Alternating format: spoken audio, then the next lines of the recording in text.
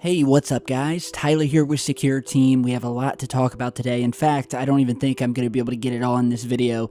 So I'm going to be working on a second video later tonight when everyone's asleep, because that is when I like to work. Insomnia is my life. But you guys already knew that, so let's get to the main topic of today's video. Something big. And despite what NASA and some other people are calling it, we don't have any actual proof of what it is yet, of what they are calling a golf cart-sized meteorite that has just crashed down into the ocean and that they are now hunting for, and NASA has gotten involved.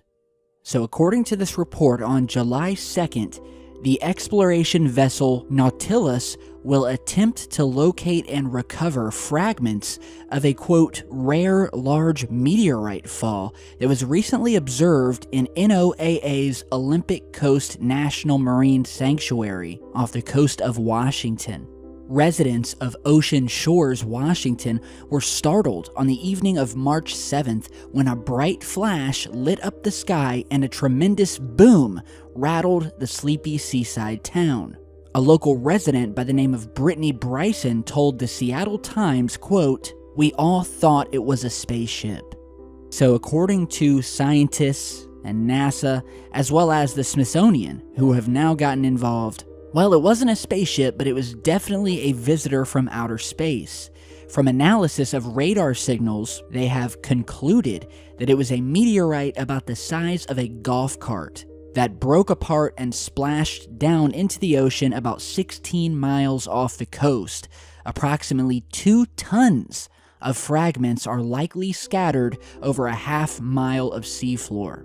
And this object, again, they're saying it's a meteorite, but, there's a lot of speculation that the only reason that they have actually had to come out and admit, or at least come up with a cover story of what this could be, is because it was too big of an event and too many people of the public saw it happen.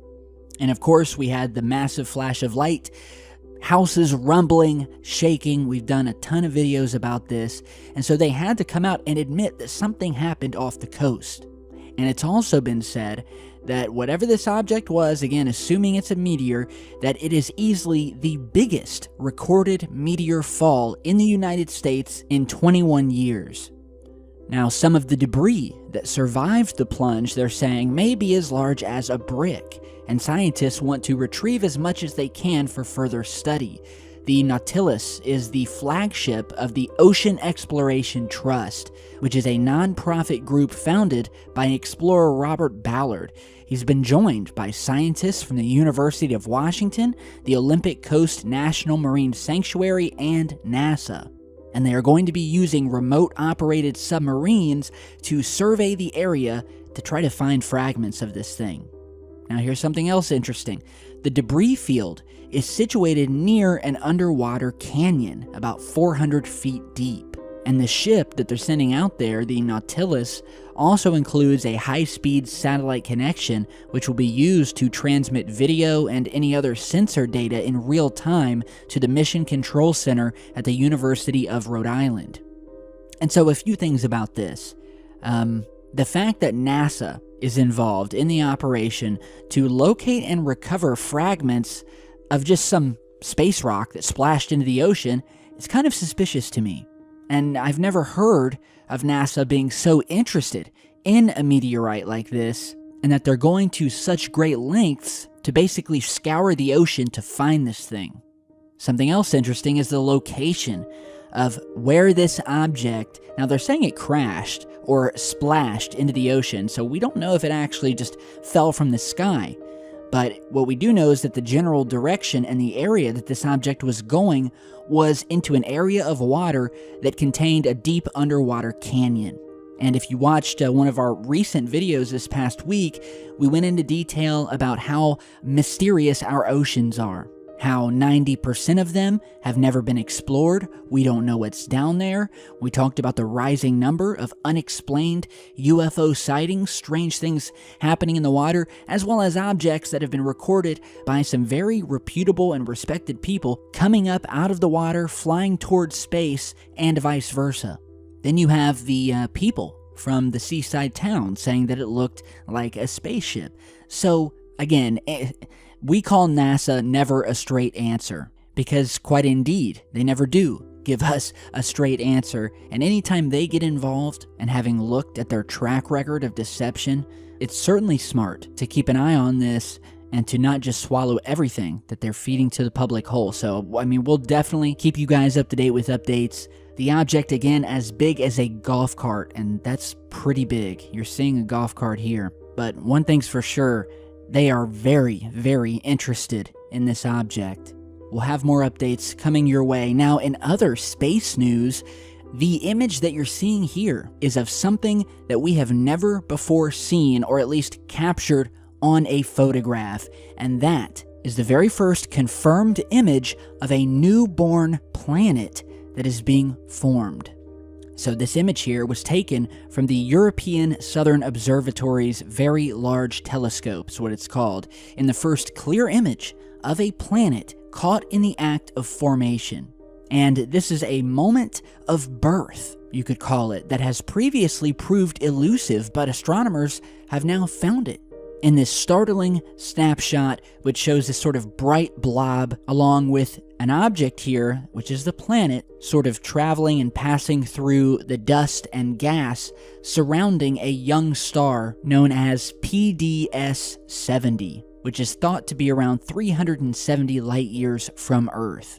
And so this black circle that you're seeing in the center of the image, that is actually a filter to block out the light of the star. So the star is behind that black circle, and the planet is right here off to the right. It's that little glowing orb.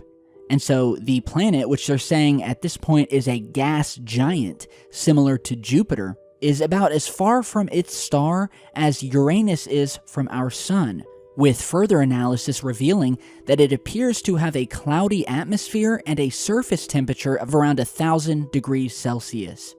Now, the image that you're seeing here, while not from this new planet, it has just been released by the European Southern Observatory of yet another new so-called planetary nursery, snapped by the ALMA. And so what we're seeing here is a young star by the name of MWC 758 that is currently approaching adulthood and surrounded by these irregular rings of cosmic dust.